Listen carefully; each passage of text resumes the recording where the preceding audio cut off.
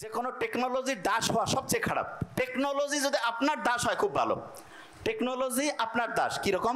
আপনার একটা কাজ আপনার টেনশন লাগতেছে, তাকে দিয়ে করিয়ে নিলেন, ওকে ফাইন। কিন্তু সে যদি আপনি কি চিন্তা করবেন, কি লিখবেন, সব যদি টেকনোলজি করে, আস্তে আস্তে আপনি ওর দাসে পরিণত হবেন। তবে ভয়ের কারণ নাই। সবসময় আমি এটা জিনিস বলি, আমাদের বানাইছে আল্লাহ আর আমরা বানাইছি এআই। যত সুপার ডুপার এআই হোক, মানুষের যে ক্রিয়েটিভিটি, নতুনভাবে চিন্তা করার ক্যাপাসিটি, সেটা কেউ পারবে না।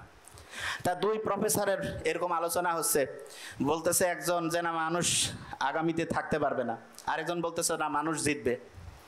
তা দুই প্রফেসর বলছে ঠিক আছে, পরীক্ষা হোক, দেখি কে জিততে পারে। দুইটা রোবট দুই পক্ষ থেকে আসছে। এক পক্ষ হচ্ছে মানুষের পক্ষ, যে মানুষ জিতবে, আরেক পক্ষ হচ্ছে যেন রোবট জিতবে। একই চেহারার দুইজন আসছে, সেম। এখন দুইজনের মধ্যে একজন হচ্ছে সত্যিকারের মানুষ, আরেকজন হচ্ছে সত্যিকারের রোবট, কিন্তু চেহারা সবকিছু একদম সেম। পরীক্ষা হবে যে কে জিততে পারে। প্রফেসর যেই প্রশ্নই করে, দুইজনে উত্তর ঠিকভাবে দিতে থাকে। প্রফেসর যেই কাজে দেয়, খুব ট্যালেন্টেড, তো দুইজনে ঠিকভাবে করতেছে। তখন এই প্রফেসর, খুব জ্ঞানী মানুষ, চিন্তা করতেছে কি করলে কে মানুষ আর কে হচ্ছে রোবট, কিভাবে বের করব। দুইজনকে দেয়, দুইজনে খুব স্কিলফুল, মানে সেম সেম টু সেম। তখন উনি ওনার এক বন্ধুকে ডাকছে, ডেকে বলছে, বন্ধু আসো, একটা বুদ্ধি আছে। দুই বন্ধু বসছে, সামনে দুই রোবট, বের করতে হবে কে মানুষ কে সত্যিকারের রোবট। পাশের বন্ধুর সাথে সে গল্প করতেছে যে বন্ধু, খুব ভালো খবর আছে। কি খবর?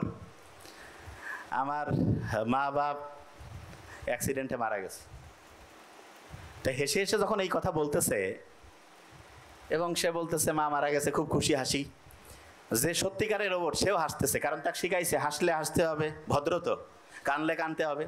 আর যে মানুষ, সে তো জানে এই লোকটা অ্যাক্সিডেন্টে মা বাপ মারা গেছে, হাসতেছে, তার মানে পাগল হয়ে গেছে। ও তাকে বুকে জড়ায় ধরছে। যখন ও বুকে জড়ায় ধরছে, তখন ওই বিজ্ঞানী বলতেছে এ হচ্ছে খাঁটি মানুষ আর হচ্ছে রোবট। বুঝা গেছে?